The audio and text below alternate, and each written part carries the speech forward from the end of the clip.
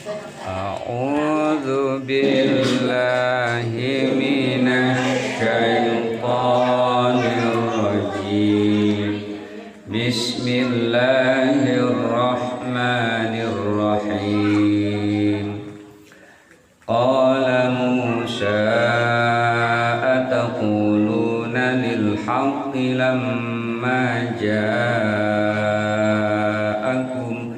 asihrun hadza wa la yuflihus sahirun. A'udzu billahi minasyaitonir rajim. A'udzu, saya berlindung, billahi kepada Allah, minasyaitoni dari setan, ar-rajimi yang terkutuk. Bismillahirrahmanirrahim, dengan menyebut nama Allah yang Maha Pengasih dan Maha Penyayang. Qala Musa, berkata Nabiullah Musa, kata Musa, ataquluna lil haqqi, apakah kamu mengatakan kepada Fir'aun dan kepada bala tentaranya, apakah kalian semua mengatakan lil haqqi, terhadap kebenaran, lamma ja'akum, ketika datang kepadamu, asihrun hadza, sihirkah ini, apakah sihir ini, wala yuflihus sahirun, dan tidak ada beruntung dan tidak ada kemenangan ahli atau tukang sihir.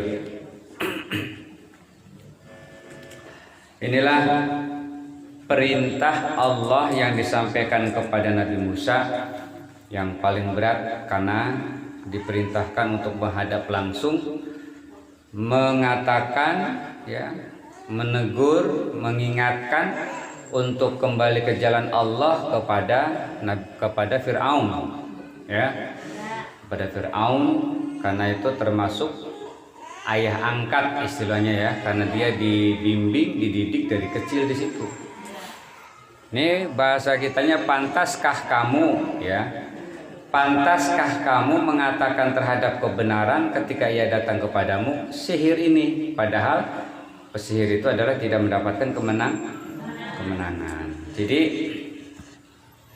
ketika Nabiullah Musa menghadap Fir'aun, ya, itu mestinya tidak layak ketika kebenaran datang lalu kita mengatakan itu sihir. Jadi keyakinan mereka nih, Fir'aun itu memang sangat percaya kepada tukang sihir, tukang tebak. Jadi inilah bahayanya kita kalau kita itu juga sering percaya kepada hal-hal yang memang belum jelas, ya. Ya, maaf, banyak banget yang hal-hal yang terjadi yang pada dasarnya itu adalah sihir, ya. Jadi yang namanya sihir telu, ya, yang sering dibikin-bikin orang, apakah ada? Ada. Sebab zaman Nabiullah Musa itu ada, ya. Tetapi sekali lagi, kita sebagai muslim yang percaya kepada Allah 100% itu insya Allah tidak akan pernah itu, ya. Apalagi sering kita baca itu namanya Ratibul Haddad itu, ya. Ratibul Haddad salah satunya ada yang dibaca itu adalah apa tuh? Bismillahirrahmanirrahim, masbi syai'un fil ardi wala fis sama wa was, tuh, ya. Itu salah satunya.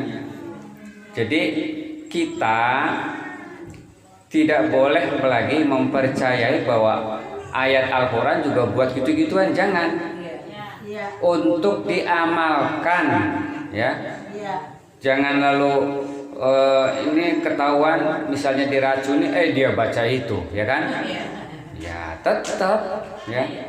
Jadi hal-hal seperti itu ya tetap, kalau kita minum ya mati, kan gitu, ya. Dengan izin Allah semuanya.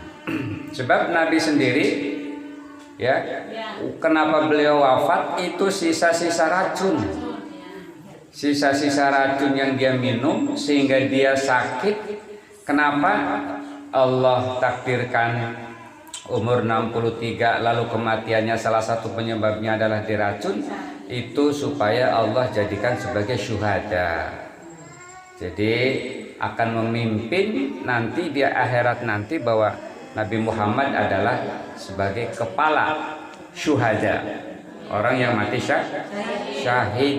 Tuh, syahidnya syahid akhirat ya. Termasuk kita ya, kita kebakaran, tenggelam, kecelakaan ya, yang meninggal mendadak itu insya Allah termasuk syuhada. Tuh, termasuk misalnya melahirkan, masuk syuhada. Iya, tapi syahid akhirat. Bedanya yaitu kalau syahid akhirat saja berarti pengurusannya sama ya, dimandikan, dikafani, disolatkan, lalu dikubur. Kalau dunia akhirat yang dalam peperangan itu tidak dikafani, tidak dimandikan, ya, tidak disolatkan, langsung dikubur, ya, sesuai dengan pakaian yang ada. Nah, itu perbedaannya. Jadi dengan keyakinan kita, ketika kita misalnya mendekatkan diri kepada Allah, apapun yang kita baca, Allah akan kabulkan. Karena kita yakin, tapi jangan meyakini ayatnya, ya. Jangan meyakini ayatnya. Apakah pernah terjadi di zaman sahabat? Pernah, ya. Di zaman sahabat, ketika dia berjalan-jalan dalam satu kampung. Dalam satu kampung tuh ada orang gila, lalu ini sahabat berjalan, adalah di situ yang iseng orang kampung ya kan. Katanya kamu ini kan sahabat yang masih hidup, yang dulu pernah ketemu dengan Nabi kan gitu ya. Coba kalau memang benar-benar sahabat, sembuhin nih orang gila nih gitu kan. Akhirnya sang sahabat ini berpikir ya Nabi nggak pernah ngajarin ya, ngajarin nyembuhin orang gila nggak ada dalilnya. Akhirnya dengan sebisa-bisa dia baca Al-Fatihah sebanyak-banyaknya, sampai capek dia ya kan. Maaf tidak dijelaskan membaca apa enggak. Pokoknya dia baca ayat yang dia hafal sambil ngumpulin ludah tuh ya kan. Ntar itu penuh, langsung selesai baca disembuhin sama orang gila ini. Gitu kan? Sembuh nih orang gila. Sembuh tuh. Jadi kenapa yakin ya? Tapi sekali lagi tidak ada ayat untuk ini, ayat untuk itu tuh jangan di ini. Allah yang dijadikan keyakinan. Takutnya apa? Takutnya syirik. Salah satu bentuk syirik misalnya orang yang begitu yakin ya. Ada kalau di daerah-daerah itu yang sering saya menyaksikan gitu ya, dan saya tahu persis itu ada semacam sabu, terus dia lipat taruh ya di gesper, lalu dia mencuri, ketangkep sama polisi, dipukulin sama masyarakat, kagak berasa, nggak berasa itu ya kan. Jimat, nah jimat kalau kata ini kan jimat gitu kan, kagak berasa, tapi udahnya sakitnya luar biasa tuh ya. Nah ini bukan berarti itu, tapi Allah jangan kita meyakini tuh yang dia bawa, yang dia iketin taruh di gesper ya, lalu dia tidak mempan, nggak mempan ditembak, nggak mempan dibacok tuh, itu jangan ya. Udahlah kita mah yang lurus-lurus saja ya. Pokoknya idza arada syai'an ayyaqula lahu kun, tetap kita berusaha ya. Ada lagi orang yang memang meyakini mengamalkan ketika Rasulullah keluar mau hijrah bersama Abu Bakar ya, dijaga oleh anak muda kelompok dari suku-suku Quraisy yang membawa pedang siap memancung kepala Rasulullah ya. Begitu jadi sampai jam 1 Rasulullah keluar, begitu dia keluar langsung turunlah ayat apa itu? wa ja'alna min baini aydihim saddan wa min khalfihim saddan fa aghshaynahum fahum la yubsirun. Benar dia mah kagak ngeliat orang. Dilemparin pasir pur ya. Udah pada bengong aja tuh. Bengong ya kan? Lalu pergilah dengan Abu Bakar naik ke Jabal Thur ya. Jabal Thur, Thur. Begitu selesai udah menjelang pagi baru dia sadar masuk ke dalam ruangan Rasulullah. Begitu mau dipancing dibuka tempat selimutnya ini ternyata Ali ya kan? Lalu Ali mana Muhammad? Lah Muhammad udah pergi. Langsung dikejar tapi Sayyidina Abu Bakar sudah sampai di dalam Jabal Thur tuh. Nah itu kita anak muda ya mentang-mentang hafal itu sejarahnya ya kan.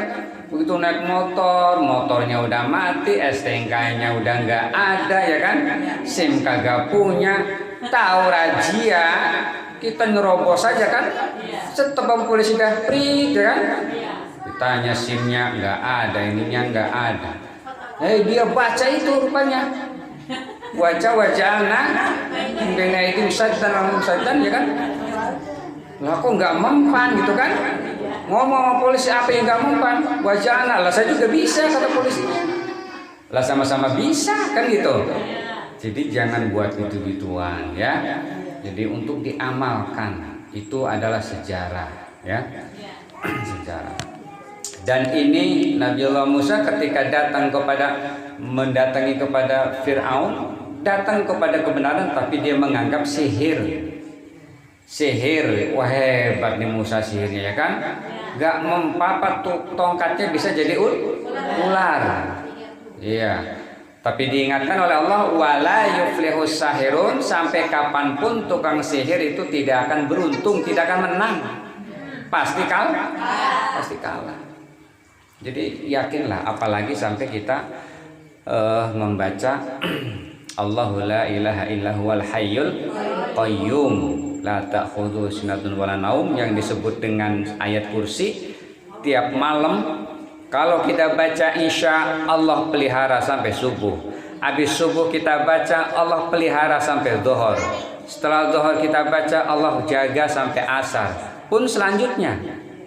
Nah itu kenapa? Di dalamnya menjelaskan tentang kebesaran Allah. Itu ada ya hadisnya Abu Hurairah ya membacakan, Abdurrahman bin Auf ya. Abdurrahman bin Auf kalau pulang itu dia baca setiap pojok rumahnya ayat kursi ya. Apa Nabi mengajarkan? Enggak ya. Jangan dianggap Nabi mengajarkan, enggak ada. Makanya kalau kata orang ngapain sih baca ini baca itu bid'ah, ya memang enggak ada ya. Tapi itu Abdurrahman bin Auf, sahabat, salah satu sahabat yang dijamin masuk surga. Itu diantaranya Abdurrahman bin Auf. Ada 10 dan itu hadisnya sahih ya. 10 sahabat yang dijamin masuk surga itu hadisnya sahih. Itu. Nah kita yang kagak jelas gitu ya. Ya. Nggak tahu di emperan juga ya dapat apa enggak gitu ya. Jadi sekali lagi salah satu pelajaran yang kita ambil bahwa kita jangan dikalahkan dengan hal-hal yang sifatnya itu adalah sihir atau menjurus kepada syirik. Jangan ya, perbintangan ya. Awas kalau misalnya lahirnya tanggal ini nggak boleh nikah sama ini, hari ini ribet banget ya kan. Dihitung harinya gitu kan. Wah ini namanya si ini kegedean ya, kegedean dibandingkan dengan ini. Ujung-ujungnya kita percaya kepada nujum, perbintangan ya. Apa sih kalau di zaman-zaman anak muda sekarang itu yang Taurus gitu modelnya ya. Iya perbintangan. Kadang-kadang kan di WA ada ya. Barang siapa yang lahir Agustus Wah, ya kan?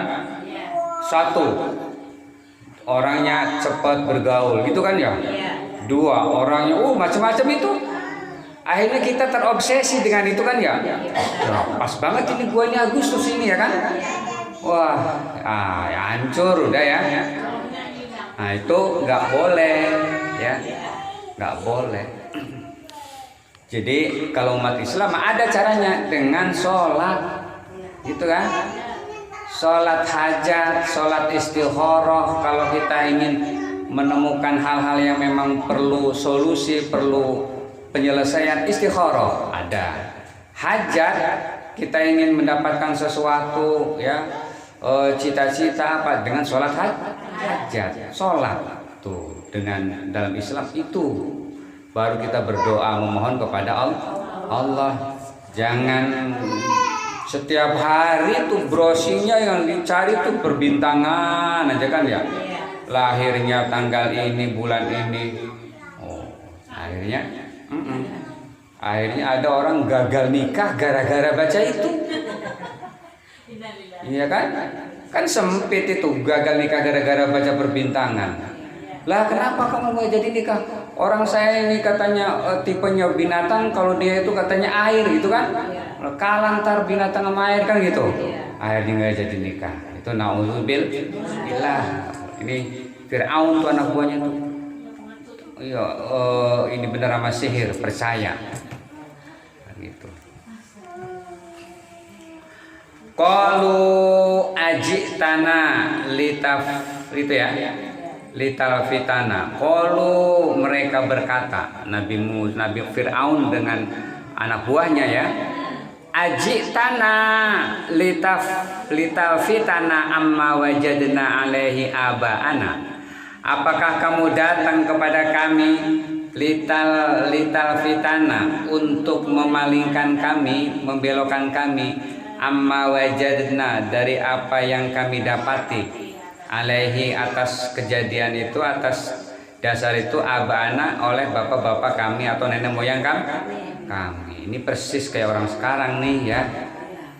Bahasa kitanya begini. Lah, malu datang mau ngumpulin kita di sini buat ngebelokin apa yang sudah kita yakini dari dulu, gitu kan? Ini kan yang sudah dilakukan oleh orang tua kami, ya. Kenapa lu ajaran baru kan gitu? Nah, hal-hal baru. Sama Abu Jahal, Abu Lahab juga begitu ya. Ketika ya ayyuhal muzammil, wahai orang-orang yang berselimut, kum fa'anzir, bangun dan berilah kabar gembira, berilah peringatan. Siapakah? Wa anzir ashiratakal aqrabin, beri peringatan keluargamu yang terdekat. Dikumpulkanlah semua saudara-saudara Nabi itu, termasuk pamannya di situ Abu Jahal. Abu Lahab di situ. Apa kata Sayyidina Muhammad? Ya, apakah kalau di Bukit Sofa ini ada musuh yang akan menyerang kita, apakah kalian semua percaya? Mereka menjawab, percaya ya. Karena Anda adalah orang yang amanah, sejak kecil saya tahu persis, tidak pernah bohong kan gitu. Apakah lalu kalau musuh itu datang menemui kita, membunuh kita semua, lalu kita semua mati, apakah kalian percaya? Percaya. Sodakna ya Muhammad, kami benarkan wahai Muhammad. Begitu yang ketiga, apakah kalau saya ini telah diutus oleh Allah, bahwa saya ini adalah seorang nabi? Nah, disinilah Abu Lahab berkata apa? Tabbat laka ya Muhammad. Celaka lu Muhammad, kan gitu ya. Orang ponakan tuh. Celaka lu Muhammad, kalau bahasa kita ya apa ya? Pokoknya kata-kata itu dah, tabbat laka ya Muhammad. Ajitana. Alihadza jama'tana, kata Abu Lahab. Apa karena ini kamu kumpulkan kami buat dengerin ini doang? Dasar lu, bahasa kitanya kan gitu ya. Akhirnya pas saat itulah turun satu surah khusus ditujukan kepada Abu Lahab yang berbunyi tabbat yada abi lahabi wa tab. Celaka yada abi, jiwa Abi Lahab, wa tab, dan celaka ya. ma'agna anhu maluhu wa makasab, tidak bermanfaat lagi, tidak cukup lagi harta dan apa yang kamu usahakan sudah tidak berfungsi lagi, ya.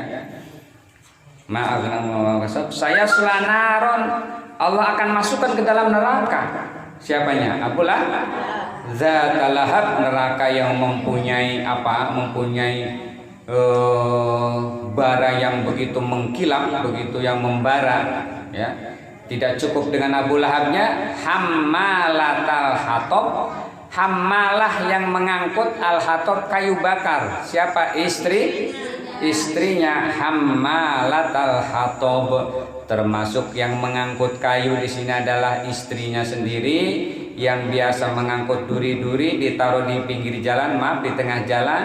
Setiap kali Rasulullah lewat mau sholat subuh supaya keinjak. Nah, itu istrinya Abu Lahab tuh. Nah, jahatnya itu ya. Orang-orang dulu begitu ya. Iya. Allahu Akbar. Apalagi peristiwa hijrah kan sama begitu juga. Peristiwa hijrah itu kan sama. Rapat juga sebelumnya itu pada hari Jumat, ya. Yang mimpin lain, bukan Abu Jahal, tapi bukan Abu Lahab, Abu Jahal. Namanya adalah Umar bin Hisham. Siapa namanya? Umar bin Hisham. Itu nama asli itu, ya kan? Nama aslinya Umar bin Hisham. Gitu. Kita kan kadang-kadang punya begitu ya, punya nama lengkap, punya nama panggil. Kenalannya kan begitu. Siapa nama? Nama saya Umar bin Hisham. Nama panggilan Abu Jahal. Kan gitu kan? Abu Jahal. Itu namanya di Darun Nadwah. Darun Nadwah itu tempat pertemuan semacam anggota dewan gitu, ya. Siapa yang membangun? Itu punya Kusoi. Kusoi itu kakek Nabi yang ke-5. Nabi Muhammad, Abdullah, Hashim, Adnan, Kusoi. Itu. Jadi itu yang mempunyai gedung, ya, yang pertama. Rapat di situ agendanya apa yang akan diputuskan? Bagaimana membunuh Muhammad. Itu rapatnya. Gimana nih caranya Muhammad dibunuh, pokoknya. Kan gitu ya. Rapat di situ. Kalau sekarang anggota dewannya lah kan gitu ya. Iya. Hari Jumat. Akhirnya apa? Udah. Biasanya namanya rapat itu kan ada yang usul, ya kan? Gimana kalau saya punya pendapat begini aja. Sekarang Nabi Muhammad itu kita ini aja, kita usir. Pokoknya kita tangkap, kita bawa keluar dari kota ini dah. Biar dia mampus sendiri, kan gitu kan? Akhirnya ada yang jawab, wah, ini saya nggak setuju ini. Muhammad itu adalah orang yang luar biasa, ya. Orang yang banyak pengikutnya, fanatik, ya. Wah, ntar kalau dia nyusun kekuatan, dia datang lagi ke kita, ke Mekah, ya kan? Wah, habis kita. Tuh, oke. Ada lagi yang ngusulin, ya. Gimana kalau kita tangkap aja. Tangkap, masukin ke dalam peti, taruh di pinggir Ka'bah, biar dia di situ mati dah, gitu kan? Biar kagak makan. Sama juga, ya.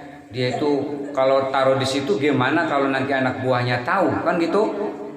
Sampai yang ketiga ada yang minta kirim anak muda buat membunuh Nabi.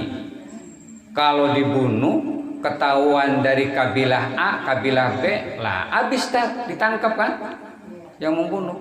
Akhirnya apa? Ini dasar namanya Abu Jahal, ya. Banyak banget pikirannya nih, banyak banget idenya. Langsunglah dia punya keputusan, saya punya ide nih, ya kan. Kalau satu pemuda itu takut nanti ditangkap ketahuan, sekarang kita kirim anak-anak muda dari semua kabilah, ya. Kabilah ini, kabilah itu, semuanya kirim pimpinannya. Akhirnya terputuslah beberapa kabilah kirim anak muda. Kalau kita bunuh Muhammad misalnya, kan banyak tuh. Dia bingung dan ntar kan mau mutusin siapa yang salah. Akhirnya itulah diputuskan itu ya. Akhirnya dikirim anak muda yang mengepung rumah Rasulullah itu kan. Jadi nggak satu pemuda. Akhirnya kelilipan tadi tuh ya kan. Wa ja'alna min baini aydihim saddan. Tuh sampai dia naik ke ke Jabal Sur. Di situ sekitar 1 malam, jadi Jumat malam Sabtu sampai di situ bermalam sampai sekitar Sabtu, Minggu, Senin, Selasa sampai Jumat lagi di situ selama 5 hari. Minggu, Senin, Selasa, pas Jumat ya. Nah sampai Jumat selama di situ itu siapa yang ngirim makanan, yaitu yang bernama putra Sayyidatuna putra Abu Bakar yang bernama Asma binti Abi Bakrin ya. Asma putri Abu Bakar yang ngirim makanan ke atas. Kalau malam-malam udah mulai gelap dia naik ke atas bukit Sur untuk mengirim makanan. Karena cukup berapa 5 hari. Nah, baru di situ ada juga yang jaga ya. Yang jaga itu maksudnya yang kalau ada berita-berita di kampung ini ya kan, ngawasin gitu. Ini namanya ilmu tukang sadap nih, intel gitu ya. Yang ngawasin. Kayaknya nih orang-orang Mekah udah pada ini nih. Malam naik ke atas kasih tahu. Tuh namanya Abdullah. Sampai juga nanti begitu dia pergi ke Madinah sudah 5 hari itu ada yang nganter namanya Abdullah bin Quraikid. Itu namanya orang Yahudi, bukan orang Islam. Tuh coba. Yang nganter dari Jabal Sur perjalanan 8 hari sampai ke Yathrib, kota Madinah. Saat itu masih Yathrib namanya. Yang nganter jalan-jalan tikus itu bukan dari jalan biasa, itu Abdullah bin Quraikid, orangnya orang Yahudi, bukan orang Islam. Tuh. Iya, jadi jangan fanatik ya. Ya seperti itu. Jadi kerjasama ya. Asal mereka tidak memusuhi kita, itu ternyata ini artinya apa? Kita boleh kerjasama dalam muamalah dengan orang non Muslim, ya. Itu. Jadi jangan awas kalau kita tetangga bukan Islam kita pancung palanya gitu kan? Kita jangan kasih makan, nah, jangan ya. Tetap Rasulullah tuh kerjasama tuh. Malah itu sangat vital ya kan, yang membantu jalannya supaya nggak ketahuan itu orang Yahudi. Tapi yang namanya jalan begitu jauh ya, namanya 8 hari, bayangkan sampai di situ pernah Rasulullah melihat kayak macam asap, kayaknya tuh ya kan. Begitu dia terlihat Abu Bakar, wah itu orang ternyata ngejar kita. Tuh, ada yang ngejar, ternyata itu adalah kuda. Karena padang pasir kan. Jadi kuda itu kalau ngejar itu kan berdebu tuh. Berdebu kelihatan oleh Nabi. Ternyata itulah yang kita kenal dengan Surokoh. Siapa namanya? Surokoh. Kalau bahasa kitanya serakah gitu ya. Surokoh ngejar-ngejar Nabi. Wah ini rupanya Nabi nih, dia dibayar kalau nggak salah dikasih bayaran itu 60 ekor unta. Dijanjikan oleh Abu Jahal, dijanjikan 60 onta. Kalau 60 onta, satu onta 30 juta, kalikan aja berapa rupiah itu ya kan, untuk membawa Muhammad mau hidup mau mati. Dikejarlah tuh. Sampai disitulah langsung malaikat Jibril turun menolong Muhammad. Saat itu juga nih kaki kuda ini langsung masuk ke dalam tanah, jatuh dah ya kan. Disitulah Suraqah baru sadar ya, seumur-umur saya membawa kuda sekencang apapun, baru ini saya jatuh ya. Biasanya nggak pernah jatuh, ini luar biasa ini jatuh. Disitulah Suraqah langsung sadar bahwa semuanya ternyata adalah kekuasaan Allah. Saat itu juga Suraqah langsung membaca 2 kalimat syahadat kepada Nabi, diulang dengan dalam keadaan iman kepada Allah. Dah, ini kalau mau diterusin panjang ya. Oke, lanjut dah. Jadi itu untuk ini doang alasannya ngumpulin kita ya kan. Jadi Nabi anak buahnya Fir'aun nih sangat percaya kepada apapun yang sudah dilakukan oleh nenek moyang, sekalipun itu salah, tidak diketahui kebenarannya. Inilah yang disebut dengan taklid. Taklidnya taklid buta, mau bener kayak mau kagak kayak kan gitu ya. Tuh. Nah kita juga jangan begitu ya. Kadang kita dasarnya mah ada, cuma kadang kita namanya orang awam ya kan. Orang awam begitu ditanya, lah ngapain sih lu kalau orang tua mati tuh pakai segala tahlil, pakai segala baca Quran ya kan. Lah apa kata jawabannya? Ya gitu dah. Lah ini kan namanya amalan orang tua kita begini kan gitu ya. Tuh ini jawaban ini sama ya. Maklum namanya awam kan itu ya. Kalau yang ngerti dijawab kan gitu.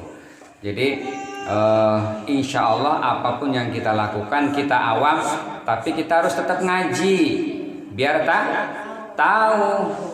Jangan jawabannya simpel begitu aja kan. Gak boleh kalau kita lakukan nama orang tua kita gitu kan ya. Masa kita mau melakukan hal yang biasa dilakukan oleh orang tua. Nah, makanya perlu nih ngaji begitu ya, biar tahu nih. Makanya kalau saya itu terus terang aja, kalau memang ada hal-hal yang perlu ditanyakan, tanyakan aja. Kalau saya memang nggak ini, kalau saya bisa saya jawab, kalau nggak bisa kan saya nyari tuh ya, nyari jawaban begitu. Jadi ilmu juga buat saya. Jadi istilahnya nggak keluar mulu, ada kan gitu ya. Wah ini penting nih jawaban-jawaban kayak begini. Jadi boleh nanya aja nggak apa-apa. Wa takuna lakumal kibriya, dan adalah lakuma bagi kamu berdua itu adalah penguasa ya, fil ardi di bumi, wa ma nahnu lakuma bimu'minin, dan tidaklah kami bagi kamu berdua itu adalah dengan mempercayai. Kok berdua? Karena ini adalah Musa dan Harun. Minta ngadep kepada Fir'aun itu tidak sendiri dengan Nabi Harun. Kenapa? Karena Nabi Musa ini agak cadel, kurang fasih ya kan, ngomongnya takut salah kan gitu ya. Makanya diajaklah Nabiullah Harun. Makanya disebut kalau bahasa sekarang ini jubirnya lah gitu ya, juru bicaranya kalau ada hal-hal yang perlu disampaikan itu ya itu Harun. Makanya itu jadi kalau Nabi Musa makanya yang dikenal doanya Rabbishrah li sadri wa yassir li amri wahlul 'uqdatam min lisani yafqahu qawli. Rabbishrah li, wahai Tuhanku, isyrah li sadri, bukakan aku dadaku, hatiku. Jadi minta dibuka hatinya, mohon kepada Allah. Rabbishrah li sadri wa yassir li amri, dan mudahkan urusanku. Ketika menghadap Fir'aun diberikan kemudahan, hatinya dibuka kan gitu ya. Ada lagi permintaannya, wa yassir amri wahlul 'uqdatan min lisani dan lepaskanlah kendala fi lisani dalam lisanku. Jadi saya nggak gugup, ya, ngomong juga nggak salah, lancar gitu. Itu namanya wahlul uqdatan min lisani. Gitu kan? Tujuannya apa? Yafqahu qauli, mereka nanti memahami apa kataku, kan gitu ya. Apa yang saya sampaikan jadi faham. Tuh. Nah, ini juga sama ya. Kita kalau mau berbicara itu Rabbish rohli, minta dibukakan. Gitu ya. Biar jangan kalau ngomong kan gitu ya. Mau jadi pembawa acara kayak, mau sambutan kayak. Tapi kalau untuk menenangkan rasa deg-deg itu, biasanya rasa nervous itu ada. Orang sesering apapun saat menghadapi orang banyak di depan tuh tetap rasa nervous itu ada. Tapi untuk menghilangkan itu supaya plong, tenang, itu ada caranya, walaupun bukan dalam Islam. Menurut kedokteran itu tarik nafas dari hidung, ya kan? Tarik nafas sampai habis. Nah, kayak ditahan sekitar paling 5 sampai 6 detik, keluarkan dari mulut pelan-pelan. Gitu. Sampai berapa kali? 3 kali. Insya Allah itu tenang. Jadi kayak apa ya? Jadi mulut kayak apa kayak, terus perasaan hati kayak deg-degan itu insya Allah hilang gitu ya. Nah, itu saya kasih tahu tuh caranya tuh ya. Nah, itu ilmu juga kan? Iya ya. Iya, relaksasi itu ada itu ya. Itu insya Allah jadi ketenangan, jadi kesalahan, terus paling tidak sakit. Jadi jangan langsung ngomong begitu. Saya persilahkan kepada Al-Mukarram, langsung ngomong dah, Assalamualaikum, lah udah. Megang mic-nya aja gemeteran kan gitu. Ketahuan. Jadi ini dulu relaksasi, baca doa ya. Yang salah satu doanya boleh itu Rabbish rohli sadri wa yassirli amri wahlul uqdatam min lisani yafqahu. Itu doa Nabiullah Musa alaihissalam. Tapi sekali lagi dengan izin Allah, kan gitu ya. Semuanya kan dalam kuasa Allah. Semuanya ciptaan Allah. Kita manusia, yang dihadapi juga manusia kan itu, bukannya binatang. Maka kita mintanya kepada Allah yang menciptakan Allah. Kalau Allah ciptakan mudah, ya mudah, kan gitu. Kalau Allah ciptakan sulit, ya sulit. Nah, mau baca lupa juga. Akhirnya begitu yang keluar, doanya yang keluar apa? Allahumma hdini fiman hadait, wahfini fiman. Apa itu doa salat subuh dah. Terus wa qala fir'aunu tuni, dan berkata Fir'aun, uktuni, datangkanlah kepadaku, bikulli sahirin alim, dengan setiap tukang sihir alim yang pandai. Coba ya kan, minta sama menteri-menterinya lah gitu ya, pejabat-pejabat yang menjadi pengawal, coba minta saya pokoknya tukang sihir yang canggih-canggih kan gitu ya, yang pinter-pinter, bawa sini gitu. Namanya raja ya kan, digaji, dibayar dia tuh, namanya punya duit. Akhirnya apa? Falamma ja'as saharatu qala lahum Musa alqu ma antum mulkun. Falamma ja'as saharatu, maka ketika datang as-saharatu, ahli sihir, tukang sihir, qala lahum, maka berkata kepada mereka, tukang sihir itu berkata kepada siapa? Kepada Musa, alqu, lemparkanlah, ma antum, apa yang kalian semua, mulkun, orang-orang yang lempar. Ngomong dah, kata Musa kan gitu ya, bahasa kitanya kan, lu mau ngapain datang sini kan gitu ya, coba deh lemparin apa yang kamu punya kan gitu, kata Musa. Falamma alqau, maka ketika mereka melemparkan, qala Musa, Maka Musa berkata, majitum, apa yang kamu bawakan, apa yang kamu datangkan bihi dengannya, as-sihru, sihir, innallaha sayubtiluh, sesungguhnya Allah akan menghancurkannya, akan membatalkannya. Artinya apa? Apapun yang kalian bawa pasti akan dihancurkan oleh Allah. Innallaha la yuslihu amalal mufsidin, sesungguhnya Allah tidak membiarkan hasil atau tidak akan memenangkan amalal mufsidin, pekerjaan orang-orang yang membuat kerusakan.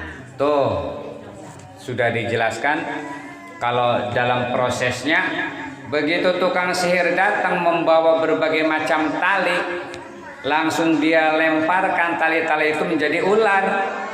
Banyak kan? Akhirnya Nabi Musa pun diperintahkan oleh Allah untuk melemparkan tongkatnya. Jadilah ular yang besar, ya, memakan semua ular-ular dari tukang sihir. Nah, tetap Allah akan membatalkan, ya.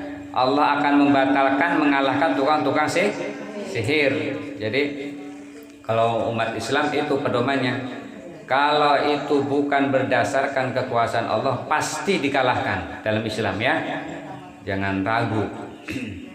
Kalau kita beragama Islam punya Allah, kita bersandar kepada zat yang tidak akan tidur, tidak akan ngantuk, gitu ya. Makanya kita tidak boleh bersandar kepada selain Allah. Kita bersandar kepada dukun, dukunnya mati, kita selesai, kan gitu ya. Kita bersandar kepada pejabat, pejabatnya pensiun, nah kita nanti sendiri, gitu kan. Kita bersandar kepada orang tua kita nanti pada saatnya meninggal, lah kita kehilangan. Nah, makanya bersandarlah kepada satu zat yang tidak pernah rusak, tidak pernah mati, tidak pernah tidur, ya, yang punya luar biasa berkuasa, dialah Allah Subhanahu wa Ta'ala. Makanya apapun yang dilakukan oleh tukang sihir, secanggih apapun, sejahat apapun, kalah pasti dengan Allah. Nabiullah Musa Allah, dia jin, ya kan? Jinnya diciptakan oleh Allah. Jadi kita jangan ambil makhluknya, ambil khalik penciptanya, kan gitu ya. Gitu. Jadi kalau kita sudah penciptanya yang kita ambil, maka yang lain ngikut, kan gitu ya. Jin, ya. Jin itu artinya kan ini apa? Tidak terlihat. Jannah. Makanya kenapa janin disebut dengan janin? Karena tidak terlihat dia, masih ada di dalam perut. Jannah dari jannah juga. Jannah adalah surga bisa dilihat enggak sekarang? Enggak bisa, makanya namanya jannah, gitu kan, tertutup, gitu ya. Nah, termasuk jin, ya, tidak terlihat, ya. Nah, jadi ba itulah luar biasanya bahasa Arab, ya.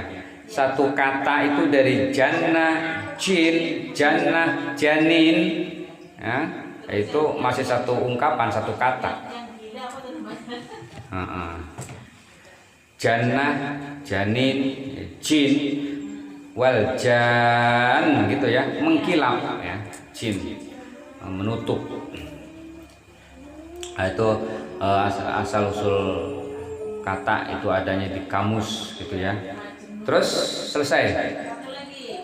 Wa yuhiqullahul haqqa bi kalimatihi walau karihal mujrimun.